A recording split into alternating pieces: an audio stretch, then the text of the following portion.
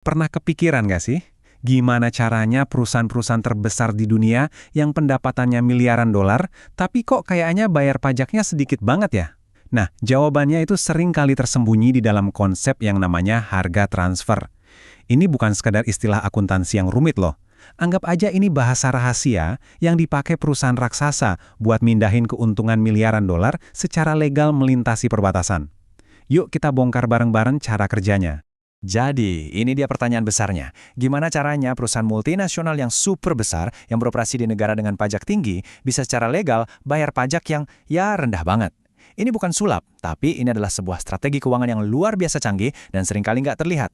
Kuncinya tuh di sini, semuanya berputar soal harga, tapi bukan harga yang kita bayar sebagai konsumen loh. Ini adalah harga yang dikenakan satu bagian perusahaan ke bagian lain di perusahaan yang sama. Kedengarannya aneh kan? Gimana bisa jual beli sama diri sendiri? Nah, mari kita gali lebih dalam. Oke, pertama-tama, ayo kita pahami dulu apa sih yang dimaksud dengan label harga internal ini. Istilah resminya itu harga transfer atau transfer price. Gini deh cara kerjanya. Bayangin, satu divisi bikin sebuah komponen. Terus komponen itu dikasih ke divisi lain buat dirakit. Nah, mereka itu nggak ngasih gitu aja.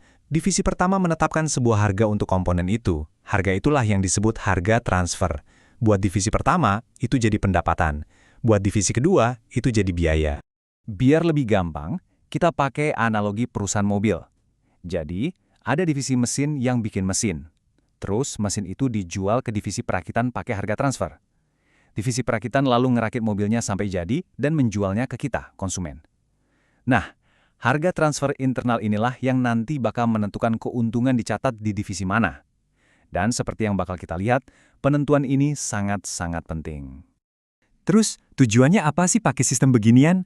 Sebenarnya ada dua alasan utama, buat ngukur kinerja internal dan yang paling menarik, buat memaksimalkan keuntungan secara global. Kalau di dalam perusahaan itu sendiri, harga transfer ini jadi alat manajemen yang penting. Bisa buat lihat divisi mana yang paling efisien misalnya. Tapi, begitu transaksi ini melintasi batas negara, fungsinya berubah total. Dia jadi alat yang jauh lebih powerful, alat untuk meminimalkan tagihan pajak global. Kutipan ini benar-benar merangkum semuanya. Bagi perusahaan multinasional, ini bukan lagi sekedar akuntansi, tapi udah jadi strategi utama untuk menekan beban pajak di seluruh dunia. Pertanyaannya sekarang, gimana persisnya cara mereka melakukan itu? Oke, kalau gitu gimana cara nentuin harga internal ini? Ternyata nggak sembarangan. Ada 3 metode utama yang biasa dipakai. Jadi pada dasarnya ada 3 pendekatan utama. Pertama, berbasis pasar, yang mencoba meniru harga di dunia nyata. Kedua, berbasis biaya, yang lebih simpel. Dan ketiga, negosiasi, yang ngasih fleksibilitas. Coba kita lihat 2 yang paling umum dulu. Metode pertama, berbasis pasar, itu pakai harga pasaran sebagai patokan. Ini dianggap yang paling adil. Tapi, gimana kalau barangnya itu komponen super khusus yang nggak dijual di pasaran? Nah, disitulah perusahaan pakai metode kedua, berbasis biaya. Mereka tinggal hitung biaya produksinya berapa, terus ditambahin sedikit keuntungan. Simpel kan? Tapi masalahnya, cara ini bisa bikin divisi penjual jadi kurang termotivasi buat efisien. Nah, ada juga pilihan ketiga, negosiasi. Sesuai namanya, manajer dari divisi penjual dan pembeli duduk bareng, tawar-menawar sampai sepakat soal harganya. Ini bagus karena ngasih otonomi ke setiap manajer, tapi ya gitu, bisa juga memicu konflik internal kalau nggak ketemu jalan tengahnya. Nah, sekarang kita masuk ke bagian yang paling seru dan paling kontroversial. Gimana harga transfer ini jadi senjata utama dalam apa yang bisa kita sebut permainan pajak global. Gini nih permainannya, bayangin divisi mesin ada di negara A yang pajaknya tinggi, katakanlah 30%. Terus, divisi perakitan ada di negara B yang pajaknya surga, cuma 10%. Divisi mesin menjual mesinnya ke divisi perakitan dengan harga transfer yang dibuat serendah mungkin.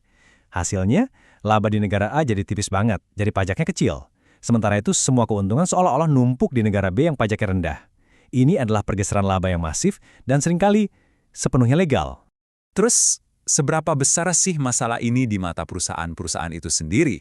Coba bayangin, lebih dari 80% perusahaan multinasional menganggap harga transfer ini bukan detail kecil, tapi isu pajak internasional paling penting yang mereka hadapi. Ini nunjukin betapa sentralnya strategi ini dalam keuangan global mereka. Oke, jadi kita udah lihat ini adalah alat yang sangat kuat, baik buat manajemen di dalam maupun buat strategi pajak.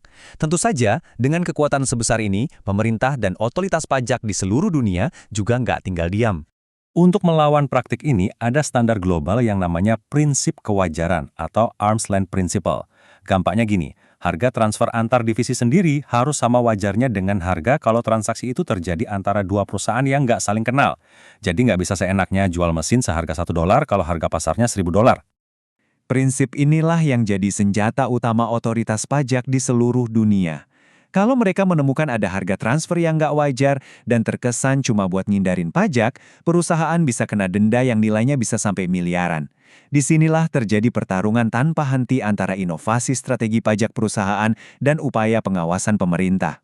Pada akhirnya, semua ini meninggalkan kita dengan satu pertanyaan besar. Apakah harga transfer ini cuma sekedar strategi korporat yang cerdas untuk bertahan di sistem global yang kompetitif? Atau ini sebenarnya adalah celah pajak global yang dieksploitasi yang memungkinkan perusahaan-perusahaan terbesar untuk nggak membayar pajak sebagaimana yang mestinya? Jawabannya, seperti yang udah kita lihat, ternyata nggak hitam putih dan terus jadi salah satu perdebatan paling panas di dunia keuangan internasional.